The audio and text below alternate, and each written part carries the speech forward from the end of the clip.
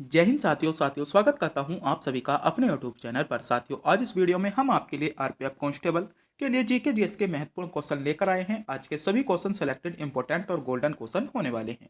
मेरे प्यारे साथियों, आज की वीडियो में हमने इसमें कुछ करंट अफेयर के क्वेश्चन भी आपके ऐड किए हैं जो आपकी परीक्षा के लिए मोस्ट हैं और सेलेक्टेड क्वेश्चन आपके करंट अफेयर के हो जाते हैं। तो मेरे प्यारे साथियों, जैसे आपको पता ही चल गया होगा, आपके 2 मार्च से जो है आपके आरपीएफ कांस्टेबल के एग्जाम चालू हैं और मात्र इन बचे हुए दिनों में ही आपको जो है आपके पूरे एग्जाम की तैयारी करनी है।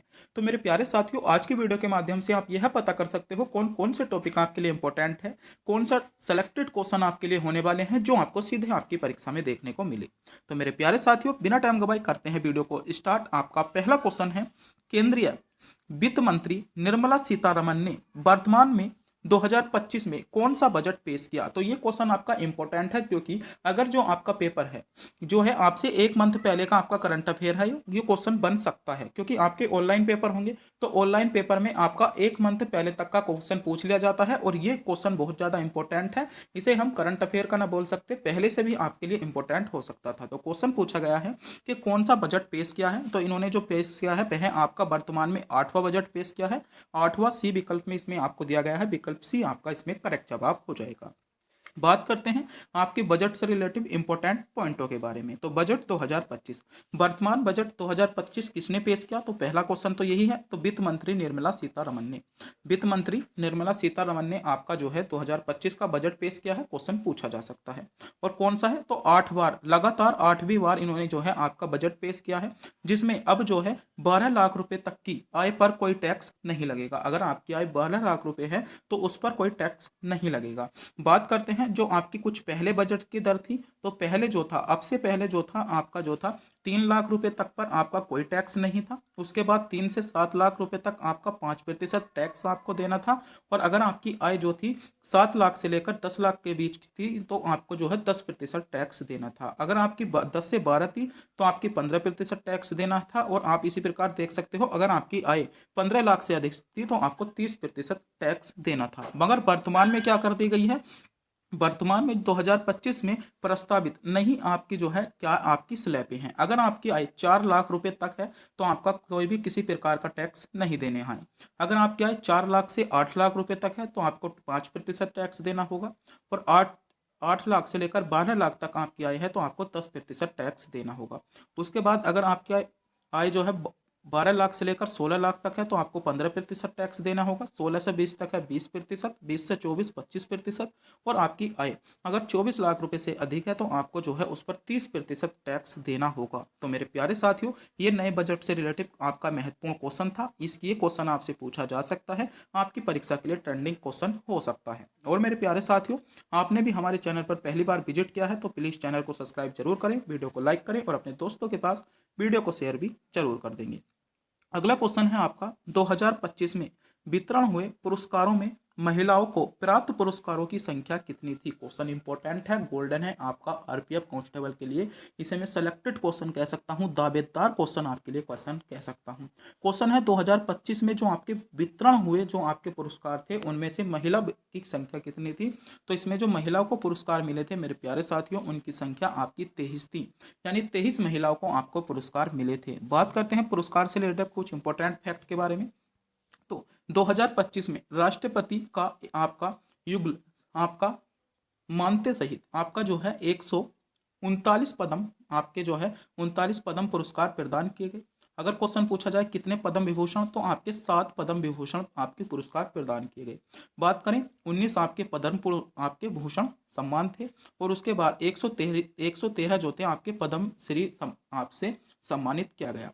इस वर्ष पाने वाले जो आपकी महिलाओं की संख्या थी वह आपकी 23 महिलाओं को इस टाइम आपके जो थे क्या थे आपके पदक मिले हैं, यानी पुरस्कार मिले हैं। अगर क्वेश्चन पूछा जाए कितने विदेशी व्यक्तियों को मिले हैं, तो 10 विदेशी व्यक्ति को इस बार जो है आपके पुरस्कार प्रदान किए गए हैं। और मरणोपरांत जो दिए गए हैं 13 पुरस्कार आपके मरणोपरांत दिए गए हैं, आपको पता होना चाहिए। तो क्वेश्चन बन सकता है मरणोपरांत कितने व्यक्तियों को 2025 में आपके 24-25 में आपके जो है पुरस्कार दिए गए। तो आपके दिए गए थे 13 को। आपके विदेशी व्यक्ति जो थे या आपके अनिवासी भारतीय थे 10 व्यक्ति थे। और महिलाएं कितनी थी, उसमें आपकी 23 महिलाएं भी शामिल थी। अगला क्वेश्चन देखते हैं।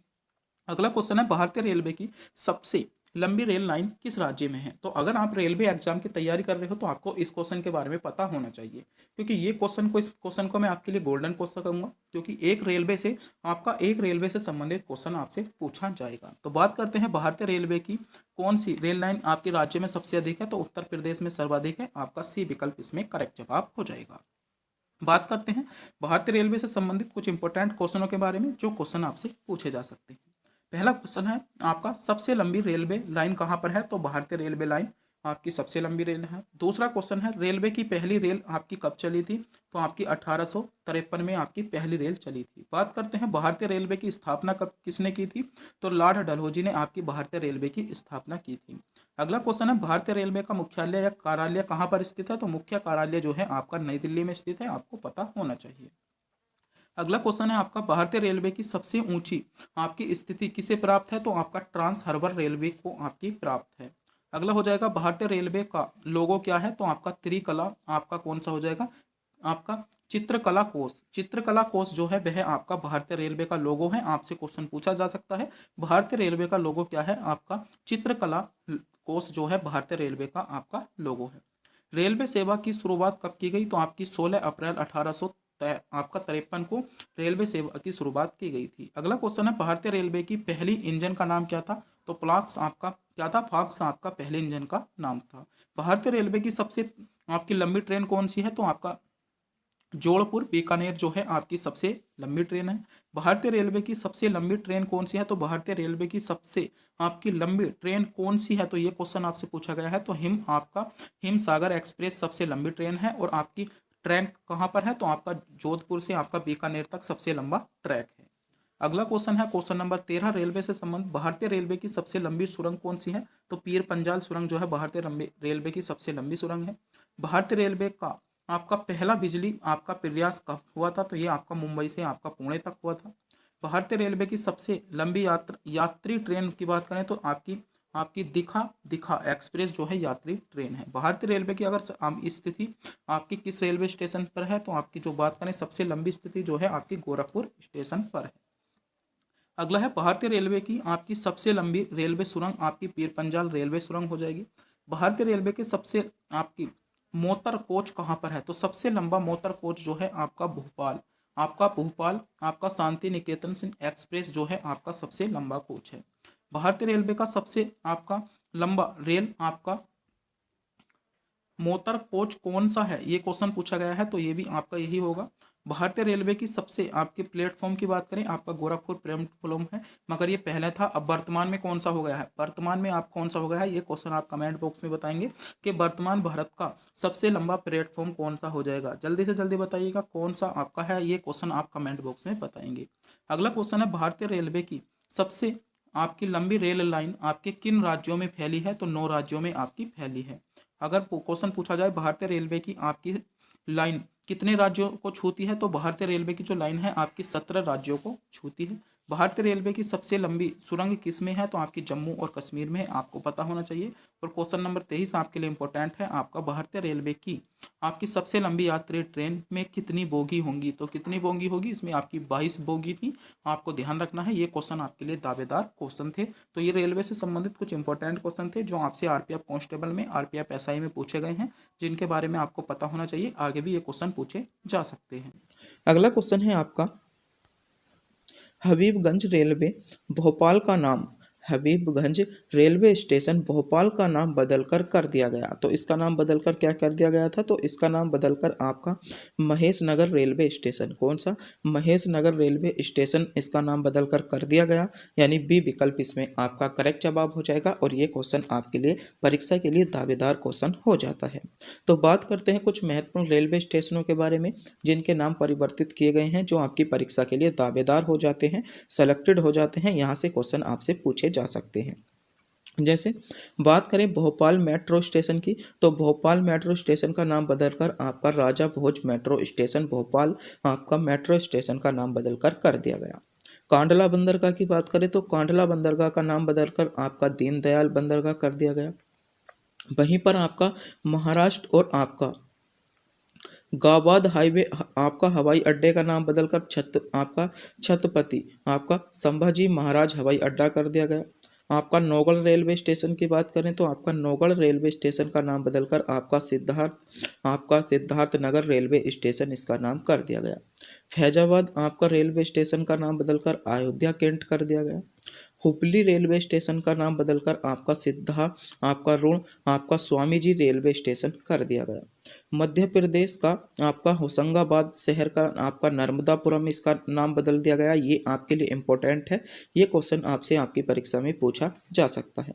उत्तर प्रदेश में झांसी रेलवे स्टेशन का नाम बदलकर आपका वीरांगना लक्ष्मीबाई रेलवे स्टेशन के नाम से इसको जाना गया। तो ये कुछ आपके महत्वपूर्ण आपके रेलवे स्टेशन दिए गए थे जिनके नाम बदले गए हैं और आपकी परीक्षा के लिए दावेदार हो जाते हैं। मेरे प्यारे साथियों, अगर आपने भी हमारी वीडियो पर पहली बार विजिट किया है तो प्लीज़ हमारे चैनल को सब्सक्राइब जरूर करें, क्योंकि चैनल को सब्सक्राइब करने में आपका कोई भी किसी प्रकार का पैसा नहीं जाता, ना ही हमको मिलता है। हम इससे मोटिवेट होते हैं और आपके लिए गोल्डन सेलेक्टेड क्वेश्चन लाने की कोशिश करते हैं। और मेरे प्यारे साथियों, अगर आप इन क्वेश्चनों के बारे में और अधिक डिटेल्स में जानकारी पाना चाहते हो तो वह आपको हमारे टेलीग्राम चैनल पर मिल जाएगी। हमारे टेलीग्राम चैनल का लिंक आपको वीडियो के डिस्क्रिप्शन में दिया गया है। अगर आप इसकी पीडीएफ पाना चाहते हो तो पीडीएफ का लिंक भी आपको वीडियो के डिस्क्रिप्शन में आपको मिल जाएगा। यानी हमारे टेलीग्राम चैनल पर भी आपकी हर प्रैक्टिस सेट और हर क्वेश्चनों की जो है आपको पीडीएफ दी जाती है। तो मेरे प्यारे साथियों, हमारे टेलीग्राम चैनल को ज्वाइन जरूर करें, जिसका लिंक आपको वीडियो के डिस्क्रिप्शन में दिया गया है। और स्टडी अड्डा आर के नाम से हमारा टेलीग्राम चैनल है। हमारे ही चैनल का लोगो लगा हुआ है, तो हमारे चैनल को जो है ज्वाइन कर सकते हो। अगला क्वेश्चन देखते हैं। अगला क्वेश्चन है, फुटबॉल विश्व कप जीतने वाले आपका पहला देश कौन सा है। तो क्वेश्चन आपसे पूछा गया फुटबॉल विश्व कप, तो फुटबॉल विश्व कप जीतने वाला पहला देश कौन सा है। तो फुटबॉल विश्व कप जीतने वाला पहला देश आपका उरुग्वे है। कौन सा है? उरुग्वे है। ए विकल्प इसमें आपका करेक्ट जवाब होगा, जिन बच्चों ने विकल्प ए को चुना है। तो बात करते हैं देश यानी विश्व में प्रथम के बारे में, जहां से क्वेश्चन आपसे बन सकता है और आपकी परीक्षा के लिए इंपॉर्टेंट हो सकते हैं। जैसे अगर क्वेश्चन आपसे पूछ लिया जाए कि माउंट एवरेस्ट पर पहुंचने वाले पहले व्यक्ति, तो माउंट एवरेस्ट पर पहुंचने वाले पहले व्यक्ति कौन से हैं आपके? तो शेरपा तेनजिन जो हैं आपके माउंट एवरेस्ट पर पहुंचने वाले पहले व्यक्ति हैं। उत्तरी ध्रुव पर पहुंचने वाला पहला व्यक्ति आपका रॉबर्ट पेरी है। 2021 एनटीपीसी में पूछा गया है और 2019 आपका आरपीएफ कांस्टेबल में पूछा गया है। आपके लिए बहुत ज़्यादा गोल्डन क्वेश्चन हो जाता है। दक्षिण ध्रुव पर पहुंचने वाले व्यक्ति की बात करें तो आपका एडमंड्स हो जाएंगे। और दुनिया का सबसे पहला धर्म कौन सा हो जाता है? तो हिंदू धर्म जो है दुनिया का सबसे पहला धर्म माना जाता है। बात करें पुस्तक छापने वाला प्रथम देश, तो पुस्तक छापने वाला प्रथम देश आपका चीन है। एसएससी CHSL आपका 2022-23 वाले एग्जाम हुए हैं, उसमें क्वेश्चन आपको देखने को मिला था। अगला क्वेश्चन है, चीन पहुंचने वाला पहला राष्ट्रीय यूरोपीय, तो चीन पहुंचने वाला पहला राष्ट्रीय यूरोपीय कौन था? तो आपका मार्को पोलो था। हवाई जहाज उड़ाने वाला पहला व्यक्ति आपका रॉबर्ट ब्रदर्स था। भारत पर आक्रमण करने वाला पहला यूरोपीय कौन था? तो सिकंदर महान था। ये क्वेश्चन बहुत ज़्यादा पूछा जाता है और आपकी परीक्षा के लिए भी गोल्डन हो जाता है। क्वेश्चन बहुत ज़्यादा आपको आपके एग्जाम में देखने को मिलेगा। बात करें मनुष्य को चंद्रमा पर भेजने वाला पहला देश, तो आपका मनुष्य को चंद्रमा पर भेजने वाला पहला देश जो था आपका अमेरिका था। आपको इसके बारे में भी पता होना चाहिए। अगला क्वेश्चन है, पुष्कर झील भारत के किस राज्य से मेल खाती है। तो क्वेश्चन पूछा गया है पुष्कर झील भारत के किस राज्य से मेल खाती है। तो बात करें पुष्कर झील की, तो पुष्कर झील जो है आपकी भारत के राजस्थान राज्य से मेल खाती है। राजस्थान राज्य आपको ए विकल्प में दिया गया है, यानी जिन बच्चों ने विकल्प ए को चुना है बिल्कुल सही चुना है। ए विकल्प इसमें आपका करेक्ट जवाब हो जाएगा। तो बात करते हैं भारत में स्थित कुछ महत्वपूर्ण झीलों के बारे में, जहां से क्वेश्चन आपसे अक्सर बने गए हैं और आपसे रेलवे एग्जाम में और एसएससी एग्जाम में बार बार क्वेश्चन रिपीट हुए हैं। जैसे पहला है आपका बुलर झील, तो बुलर झील जो है आपका बांदीपोरा आपका जम्मू कश्मीर। बुलर झील कहाँ पर स्थित है? तो बुलर झील आपकी जम्मू कश्मीर में स्थित है। मानसबल झील की बात करें तो आपका गंदरबल आपका जम्मू कश्मीर में स्थित है। रामगढ़ झील बहुत ज़्यादा पूछा जाता है, जयपुर राजस्थान में आपकी रामगढ़ झील है और ये आपकी परीक्षा के लिए बहुत ज़्यादा दावेदार और बहुत ही ज़्यादा सेलेक्टेड आपके लिए होने वाली है। कांजली आर्द्र भूमि झील की बात करें तो आपका कपूरथला पंजाब में हो जाएगा। आपका शिवाजी सागर झील बहुत ज़्यादा पूछी जाती है, इम्पोर्टेंट है, दावेदार है आपकी। आपका सतारा महाराष्ट्र, शिवाजी सागर झील बहुत ज़्यादा गोल्डन है आपके लिए। शिवाजी आपकी सतारा झील बहुत ज़्यादा पूछी जाती है, महाराष्ट्र में आपकी स्थित है। उमियम झील शिलोंग मेघालय में स्थित है। सेंकी झील आपकी बेंगलुरु कर्नाटक में है और आपके लिए दावेदार भी है। आपका सेंकी झील बहुत ज़्यादा इंपॉर्टेंट है, आपको इसके बारे में ध्यान रखना है। बेमनाड झील की बात करें, बेमनाड झील आपकी केरल में स्थित है। चिल्का झील आपकी पूरी उड़ीसा में आपकी हो जाती है। अगला क्वेश्चन देखते हैं।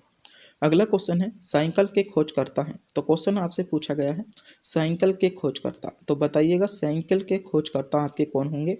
तो मेक मिलन ने जो की थी आपकी साइकिल की खोज की थी। ए विकल्प में आपको मेक मिलन दिया गया है। पहला विकल्प इसमें आपका करेक्ट जवाब होने वाला है। जिन बच्चों ने पहले विकल्प को चुना है बिल्कुल सही चुना है, पहला विकल्प इसमें आपका करेक्ट जवाब होगा। तो बात करते हैं कुछ महत्वपूर्ण खोजकर्ता, जैसे एडिंग मशीन। तो एडिंग मशीन की खोज किसने की, आपकी पास्कल ने की। वायुयान की खोज किसने की, आपकी राइट बंधु ने की थी। विद्युत की खोज किसने की थी, आपकी बेंजामिन फ्रैंकलिन। ये क्वेश्चन बहुत ज़्यादा पूछा जाता है, विद्युत की खोज, तो आपको पता होना चाहिए विद्युत की खोज आपकी किसने की। इलेक्ट्रॉन की खोज की बात करें तो जे थॉमसन ने की थी। डायनामाइट की खोज की बात करें तो अल्फ्रेड नोबल ने की थी। डायनेमो की बात करें तो आइका माइकल फेराडे ने की थी। ये भी आपके लिए गोल्डन होने वाला है। कंप्यूटर की बात करें, आपके चार्ल्स बेबेज ने कंप्यूटर की खोज की थी। रक्त समूह की बात करें तो आपका लेड स्टिंग ने आपकी क्या की थी, रक्त समूह की खोज की थी।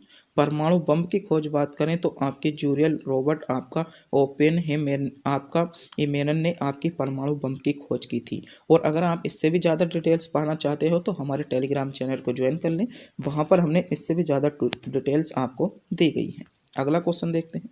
अगला क्वेश्चन है अर्थशास्त्र ने लिखा, यानी अर्थशास्त्र जो रचना थी आपकी किसने लिखी। ये क्वेश्चन भी आपके लिए दावेदार हो जाता है और बहुत ज़्यादा आपकी कुछ महत्वपूर्ण ऐसी पुस्तकें हैं, लगभग 10 से 12, जो आपसे बार बार क्वेश्चनों में रिपीट होती है। और अगर आप इन पुस्तकों को कवर कर लेते हो तो आपकी परीक्षा में यहाँ से ही क्वेश्चन आपको देखने को मिल जाता है। जैसे क्वेश्चन पूछा गया है अर्थशास्त्र ने लिखा था, तो अर्थशास्त्र मेरे प्यारे साथियों आपका चाणक्य ने लिखा था। पहला विकल्प इसमें आपका करेक्ट जवाब होगा। बात करते हैं कुछ महत्वपूर्ण पुस्तक जो आपसे बार बार एग्जाम में रिपीट हुई हैं और आपके लिए सेलेक्टेड है। जैसे पहली है आपकी हितोपदेश। तो हितोपदेश जो रचना थी आपकी, हितोपदेश जो पुस्तक है किसने लिखी, आपकी हितोपदेश आपके नारायण पंडित द्वारा लिखी गई है।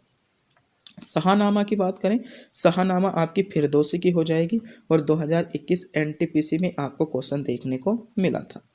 नाट्य शास्त्र की बात करें तो नाट्य शास्त्र जो लिखी थी मेरे प्यारे साथियों आपकी भरत मुनि ने लिखी थी।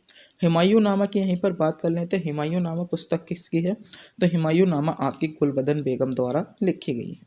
अर्थशास्त्र की बात करते हैं तो अर्थशास्त्र के जो लेखक हैं आपके चाणक्य हो जाएंगे। हरिश्चरित्र की बात करें तो हरिश्चरित्र के लेखक आपके बाणभट्ट हो जाते हैं। अष्टाध्यायी जो पुस्तक है आपकी पाणिनि ने लिखी थी और बहुत ज़्यादा आपसे परीक्षा में पूछी जाती है कि अष्टाध्यायी के लेखक कौन हो जाएंगे। बीजक आपको सभी को पता होगा कबीर हो जाते हैं और पद्मावती आपकी मलिक मोहम्मद जायसी की हो जाती है और बहुत ज़्यादा आपको परीक्षा में देखने को मिलती है। गोरा की बात करें तो गोरा जो लिखी गई थी रविंद्रनाथ टैगोर द्वारा लिखी गई। पंचतंत्र पुस्तक आपके विष्णु शर्मा और बहुत ज़्यादा इम्पोर्टेंट होगी, आप इसे नोट करेंगे। अगला है आपका कि बहुत ज़्यादा पूछी जाती है श्री भद्रम आपका भगत, तो आपकी वेदव्यास द्वारा लिखी गई। और आपकी प्रयाग प्रेस आपकी सांस्कृतिक, ये बहुत ज़्यादा इंपॉर्टेंट है क्योंकि ये क्वेश्चन जो है आपको आरपीएफ एसआई 2019 में देखने को मिला था। उसके बाद आरपीएफ आपका कांस्टेबल में जो आपका 2019 को हुआ था उसमें भी क्वेश्चन रिपीट हुआ था। 2021 एनटीपीसी में क्वेश्चन पूछा गया था। उसके बाद 2022 वाले एग्जाम ग्रुप डी में क्वेश्चन पूछा गया था और उसके बाद फिर रिपीट 2024 एसआई में आपका आरपीएफ एसआई में क्वेश्चन रिपीट हुआ है। तो कहाँ पर है तो ये जो लिखी थी आपकी हरिशेन द्वारा लिखी गई थी। बात करें आपका मालती माधव की, तो मालती माधव जो लिखी गई आपकी भूवती द्वारा। आइन ए अकबरी बहुत ज़्यादा पूछी जाती है। आइन ए अकबरी आपकी अबुल फजल द्वारा लिखी गई। बात करते हैं कथा सरित सागर की, तो कथा सरित सागर आपकी सोमदेव द्वारा लिखी गई। विक्रमा आपका देव चरित्रम की किसकी लिखी, तो ये आपकी बिल्हड़ ने लिखी। कामसूत्र की बात करें, कामसूत्र के लेखक आपके बादशाहन हो जाएंगे और आप इनका एक बार स्क्रीनशॉट भी ले सकते हो जल्दी से जल्दी, वरना आपको पीडीएफ तो हमारे टेलीग्राम चैनल पर दी ही गई ही है। अगला क्वेश्चन है, आंध्र प्रदेश का गठन कब हुआ? तो ये क्वेश्चन भी बहुत ज़्यादा पूछा जाता है आपसे कि आंध्र प्रदेश का गठन कब हुआ। तो मेरे प्यारे साथियों, जो भाषाई आधार पर, क्षेत्रीय आधार पर जो आपके गठन हो रहे थे, तो आंध्र प्रदेश का गठन सबसे पहले हुआ था। और कब हुआ था? 1953 में आपका आंध्र प्रदेश का गठन हुआ था। आपको पता होना चाहिए। बी विकल्प जिन बच्चों ने चुना है, बिल्कुल सही चुना है। बी विकल्प इसमें आपका करेक्ट जवाब हो जाएगा। बात करते हैं कुछ महत्वपूर्ण आपके सेलेक्टेड इम्पोर्टेंट आपके क्या है राज्यों के बारे में, जहाँ से क्वेश्चन आपसे बनते हैं, इनके गठन से रिलेटिव आपसे क्वेश्चन पूछे जाते हैं और आपके लिए इम्पोर्टेंट हो जाते हैं। जैसे पहला है आपका आंध्र प्रदेश।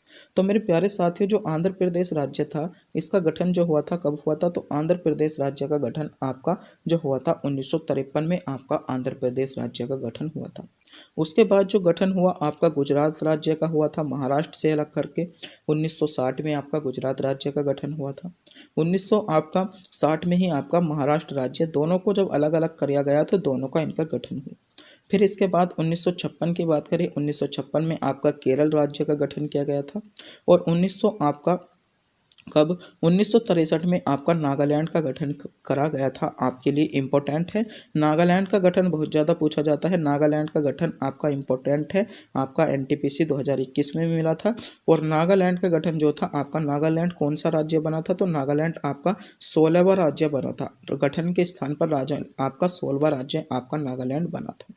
हरियाणा की बात करें, हरियाणा का गठन आपका 1966 में हुआ था और हरियाणा आपका 17वां राज्य बना था। कर्नाटक की बात करें, कर्नाटक का गठन 1956 में हुआ।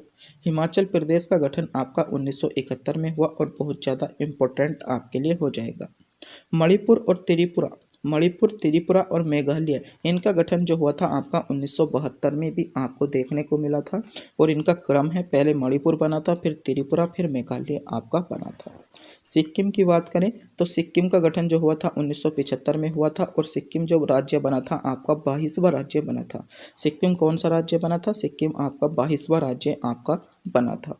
बात करें मिर्ज़ापुर की, मिर्ज़ापुर का गठन 1987 में हुआ। अरुणाचल प्रदेश का गठन भी 1987 में ही किया गया था।